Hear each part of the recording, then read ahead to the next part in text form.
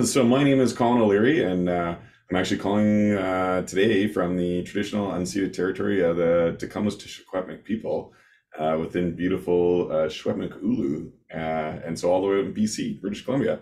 And my background, really quick, I'm going to get into it a little bit actually in the PowerPoint presentation, but I have my own consulting company, but I'm actually doing all this as a volunteer. I'm a director for the Canadian or the Kamloops District Chamber of Commerce, and this is actually a policy. I've done a lot of policy in my lifetime, and I am very passionate about policy and have a pretty good track record with it. But I'm going to get into all of that. So, and yeah, like Matt said, I'm going to blast through this presentation. Let's hold the questions to the end, and then I'm going to hopefully cover everything. And then, yeah, I would love to hear from everyone.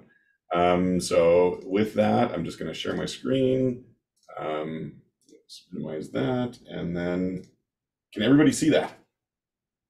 I got Yeah. it. Okay, beauty. Love it. All right, so let's get right into it. So, as I've already kind of said in the beginning, my name is Colin O'Leary, and I'm a director, volunteer director, the Kamloops District Chamber of Commerce. The big thing I always preface with everybody is this almost seems too good to be true. Everybody's like, what are you actually selling? What's the catch? That is like honestly one of my biggest obstacles when going ahead with this policy. So I can tell you right now, I benefit no way whatsoever, directly, indirectly, or anything like this. I am literally just as a volunteer, like many of you, trying to make the world a better place. So there is no catch that way.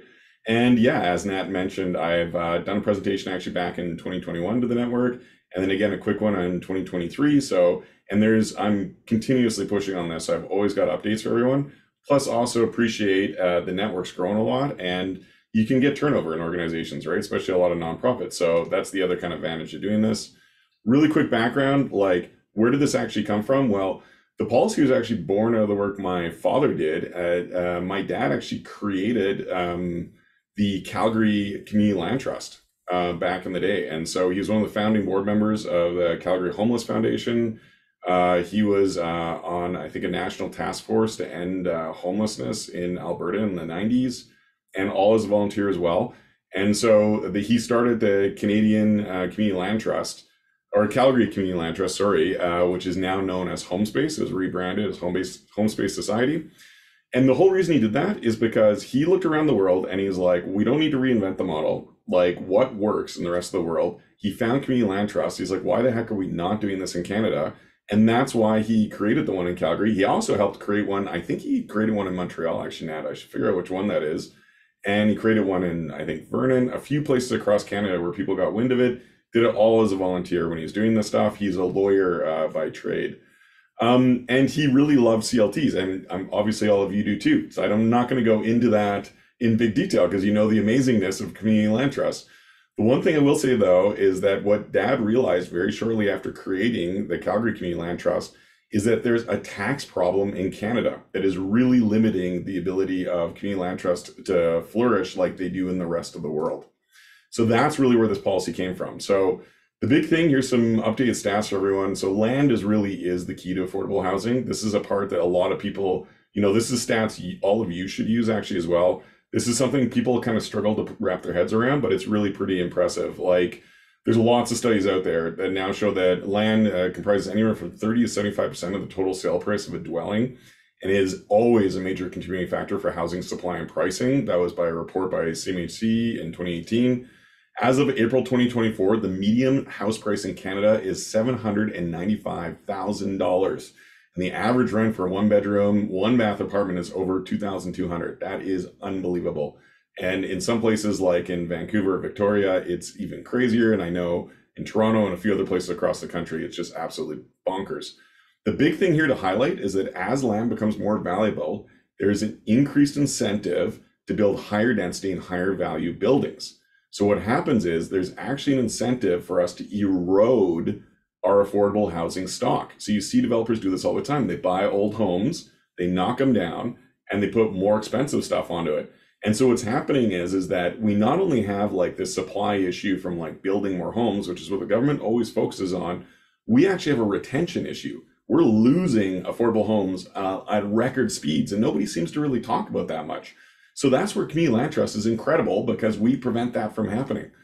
So Here's some other stats. 30% of new homes, new houses are being bought by investors. This is a recent stat in Canada, which is absolutely shocking when I saw that.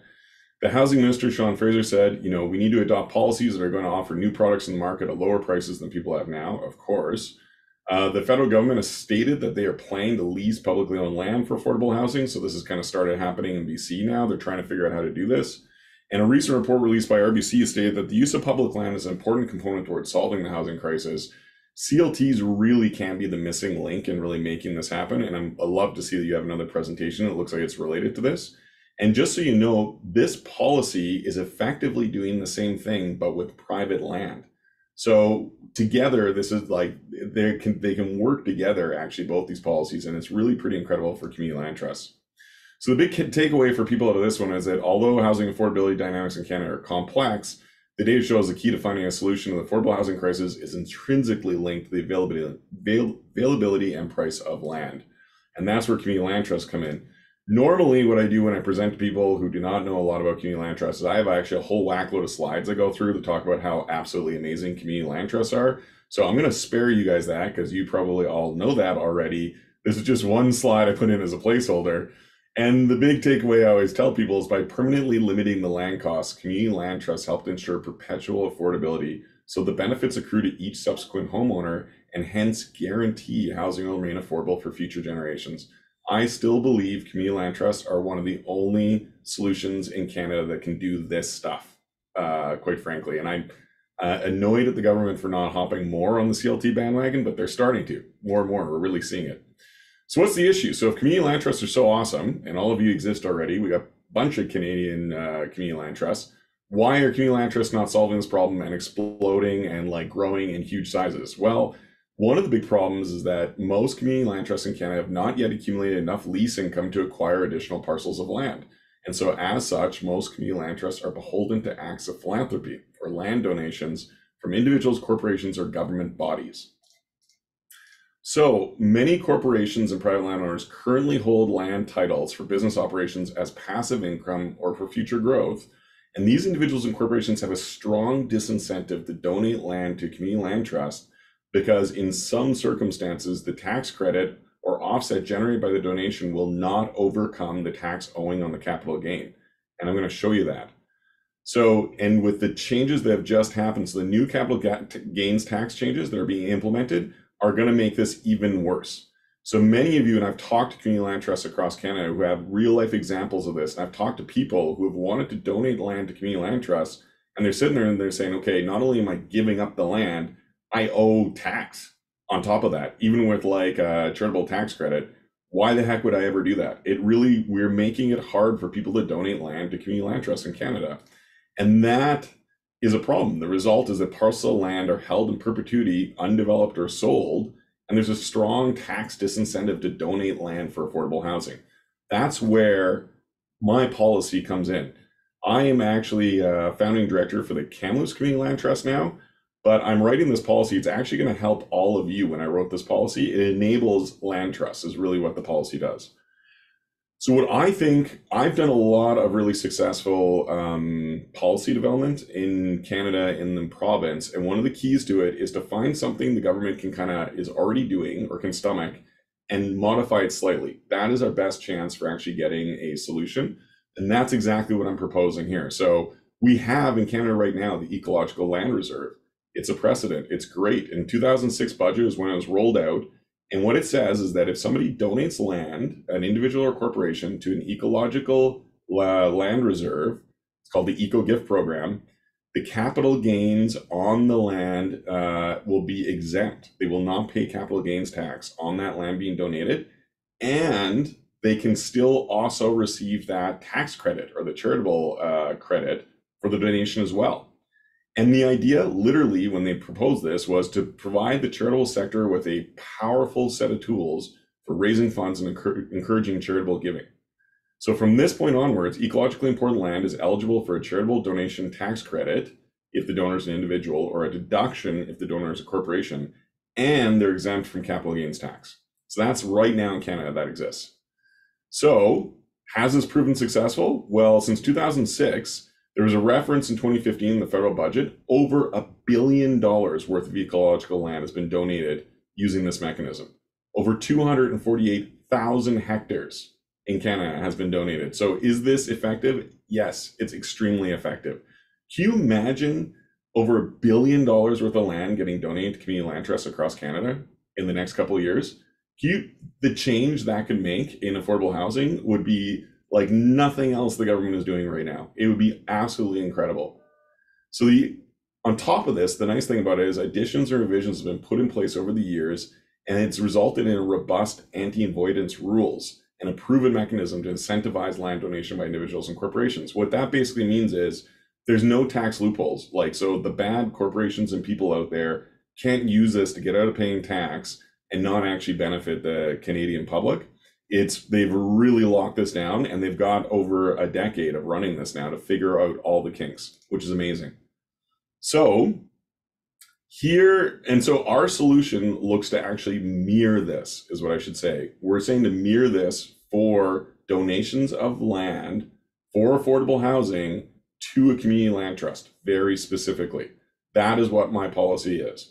So I want to show everybody a tax example, a really simplified tax example, because people kind of struggle with this. It's a complicated policy, and I think that's the reason it's not law right now, quite frankly.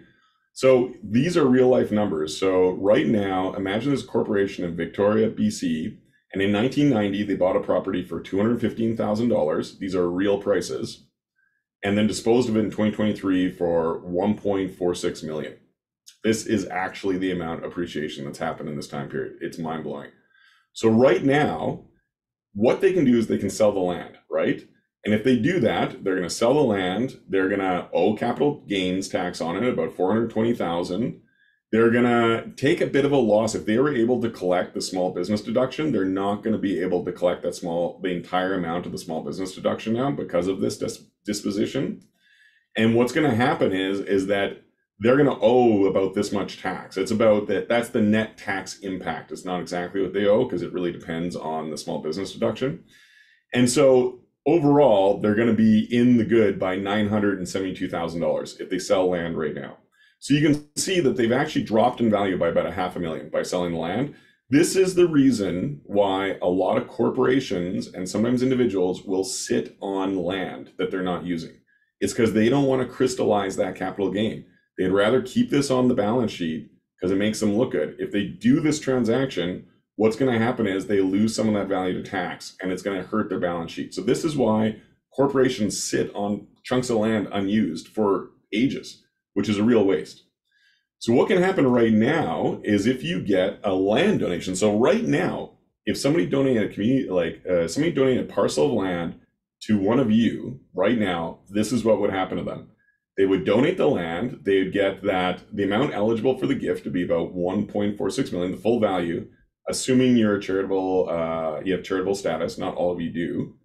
And so best case scenario, they're going to owe, first of all, $420,000 in capital gains, but they're going to get a tax donation offset of about $394,000.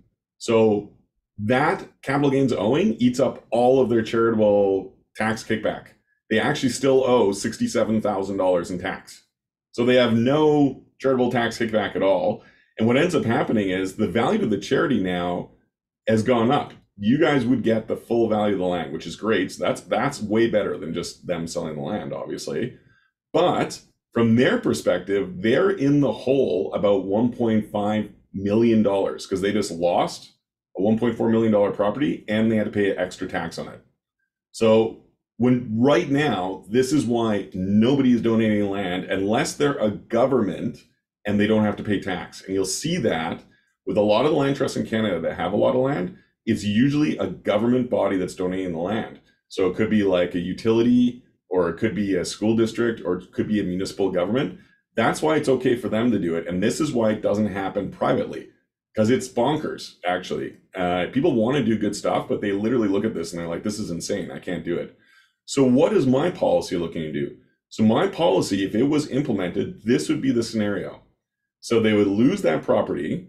They would not owe any capital gains tax. They would get tax savings from the charitable donation. It wouldn't impact their small business deduction if they got it at all. And what would happen is you guys, the value to community land trusts is the full value, $1.46 million. They actually get a little bit of a tax benefit. So if you look at it, but they're still losing the property. So their net position, they're still down basically $1 million, but guess what? It is way better than what they're looking at right now. And they can use that offset against their other operations, which could be very valuable for them. We're giving them a way to get unused property off their books without taking a huge ding. And I really like to show this simplified example because a lot of people think that, this is going to be like a huge benefit for corporations or, developers. And it's not a huge benefit for them. They're still net negative. And people kind of forget that they're giving up the land. Like, sure, they get a tax credit and they don't have to pay capital gains on it, but they're still giving up the land. So they're net negative, but it's not nearly as bad. It's something they can stomach. And so, again, like right now, we're getting no value at all to community land trusts with people just selling this land. And this is a benefit for both people. So the people making the donation get a bit of a benefit, and you guys get the full value of the benefit. That is the power of this policy, and that is how it's going to change things. So, moving along. The solution is to make amendments and additions to the Income Tax Act to mirror those already in place for the donation of land to ecological reserves to include the donation of land to community land trusts. And these changes will allow for donations of land to community land trusts to be capital gains exempt in addition to a tax credit or deduction being provided in exchange for the land based on fair market value. So these next couple slides are going to blast through, but I want you guys to know that I'm giving you the very simplified version, but I've actually gone through and made all of the proposed changes that are going to have to happen in the Income Tax Act. I can tell you it's over 20 pages of revisions. And what happens is that these are just some examples. Here's a quick summary of all the changes that have had to happen. We've actually, I did this because I want to make it easy for government. I want them to have no excuse at all to not do this. Government gets terrified about opening up the Income Tax Act. It's a patchwork quilt of nightmare, I can tell you. It just is like a gong show. So I'm trying to make it as easy as possible for them. And I've actually had tax lawyers across Canada review this. They think it is extremely robust and impressive. Canada would obviously have to do their own legal review, but we're trying to make it easy for them. So I've done all that work. So again, like these changes, what they would do is they'd help communities throughout Canada, no matter their size, to provide affordable housing for lower income residents in the community, to revitalize by driving new development. So we're taking parcels of land that sometimes, brown sites, they're sitting there for years and years unused, and we're giving people a mechanism to redevelop a community. And we're providing low and moderate income people with the opportunity to build equity through home ownership, depends on the model that you want to run the property as. And we're capturing the value of public investment for long-term community benefit. We are mobilizing private wealth for public good. It is very hard to do that. So where are we right now? I've been, as Nat kind of alluded, it's actually been 5 years now. I've been fighting this fight as a volunteer and like thousands of hours, and I'm not giving up on it, but and we're getting so close. So here's some quick updates for everybody. So as I already mentioned, we've proposed all the changes required in the Income Tax Act. We've got that done already. This policy actually was developed through the Kamloops Chamber of Commerce, and then I had to defend it on the floor at the Provincial Chamber of Commerce, and then I had to defend it and present it on the floor at the National Chamber of Commerce of Canada. We have the support of the Canadian Chamber of Commerce. I've actually defended it on the floor twice now. The last time I did this, we had 99.6% support from the floor for this policy. And what that means is that we have the support of over 450 chambers across Canada, over 200,000 businesses. They want affordable housing too, because it impacts their ability to operate with labor and all sorts of other things. And as you know, I've spent the last 5 years doing presentations and gaining support for community land trusts and nonprofit organizations and housing corporations right across Canada. Everybody that dives into it thinks it's amazing. And it's funny because it's almost too good to be true. This has been my curse, is people are always like, what is the catch? How do you benefit? Or how do, who's going to make money off this? And it's like, no. The only benefit will be to community land trusts and actually a benefit to all Canadians, because this is actually going to make a difference. Here's some other updates. So the policy was reviewed by Library of Parliament now 3 different times.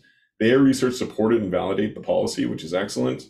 The policy made its way verbatim into a party election platform, the last election. And it was something that was really interesting. It was actually the Conservative Party, and that's been a double-edged sword, because what's happened is that I don't want this policy to align with any party. Like, this is a problem for every political party. And so it was really amazing that the Conservatives thought this thing was incredible, but I think it almost hurt us for when we were trying to get the Liberal government, federal Liberal government, to adopt it, because they saw it as a conservative policy. It's not. It is completely bipartisan. Like, it has nothing to do with any political party. And I want that message to be loud and clear. So the one advantage of this is that we might have a conservative government federally, by the looks of it, with polls. And so maybe, if it makes it back into their party platform, again, it might not be a bad thing this time around. But we've met with the previous federal housing minister. I've met with the shadow finance minister. I've met with piles of other MPs. Everyone's very interested in policy and they see a lot of value in it. We created a number of promotional videos and community-ready materials. You guys can use all this if you're interested. This is the sort of stuff of what it looks like. We actually had it translated into French as well, so we have English and French versions. It really just very quickly talks about the policy and explains. We get a lot of questions, like common kind of questions from people, about 6 questions. So it kind of has those answers in there, and it looks really nice, and happy to provide that to everybody, anyone who's interested. We created some short videos that really explain what the policy is in simplified terms and talk about different things. Again, free to access for everyone. I paid out of pocket for all of this, by the way, personally, and I just am trying to make a big difference, what I'm trying to do. And things have gone even further. So we actually created a national petition through the Parliament of Canada, and then we successfully exceeded the minimum threshold of support for the petition to move ahead. And this policy was actually presented to the House of Commons from the floor on March 31st, 2023. And we've received a response. This is one of the things I was pushing for, and I just tend to not give up ever. I did receive a response from the Deputy Prime Minister and Minister of Finance, the Honorable Chrystia Freeland. It was also signed by the Parliamentary Secretary. And this is kind of what was in her response. So I'm actually built a rebuttal already for her, but one of the lines that she had in there, which I didn't like, and her lines are in blue here, is, well, the donations of real estate are not currently eligible for an exemption from capital gains tax. They're generally eligible for basically a tax credit, which will more than offset the tax payable on such donation. So first of all, I'm like, not true in every circumstance. You can't say that across Canada in total regard. I just showed you guys a real life example where tax is owing. So that's actually not true at all, I would argue. In some circumstances, you're right, it barely will offset it. But this response that she wrote to us was before she increased the capital gains tax to 66%, which actually makes donations of land to Canadian Land Trust even harder for people. And she's missing the point. Our point here is not just to offset the tax owing. The point is to create a powerful incentive for people to make the donation to you, to take unused land and put it to a good use. So I'm writing a rebuttal, working on a rebuttal to Chrystia Freeland right now, really emphasizing a lot of this. She did close the letter, though, I will say, with respect to specific suggested modifications.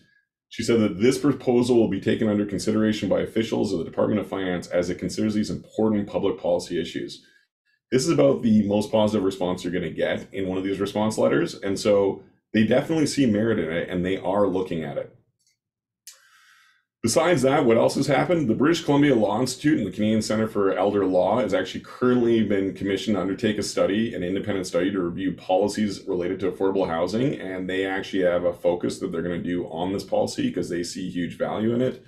The Aboriginal Standing Committee on Housing and Homelessness in Alberta actually just wrapped up a report for the Urban Indigenous Community Land Trust Project.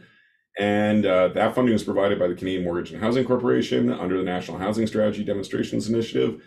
I really like Caitlin. I owe her a huge debt of gratitude. She actually dedicated a few pages of the report specifically to the policy and actually really highlighted how they think this would make a huge difference for them.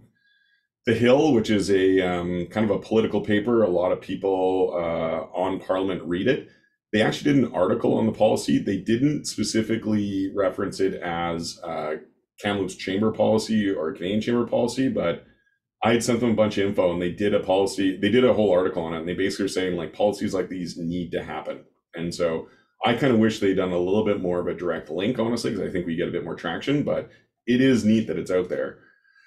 So that's kind of the updates right now. We're heading into possibly another election. I'm trying to get a commitment from all of the parties that this policy will make it verbatim into their party platform. I want it in all party platforms. So that's what I'm working on right now, and really just trying to keep this advocacy going. What I could really use help from all of you with is, if you have any connections that can help, please do reach out to me afterwards and make that connection. Like, if you know people that are in policy development federally, or if you know of a program or an organization that's looking at investigating new policy, this sort of stuff is really what can help me, because honestly, anybody who dives into the policy, there's no downside, and people usually get very excited about it. My problem has literally just been putting it in front of the right people. I want this to be legislated into law. And I have a number of MPs that want to bring it forward as private member bills right now, because they think this is incredible. The problem is, like, 98% of private member bills die on the floor. And so I don't know if that's really the most effective route. So that's why I'm not going there. Plus, I worry that will really make it seem aligned to a party, whichever MP is going to bring it forward. And I have MPs on in all parties that want to bring this forward. So that's why I have not done that yet.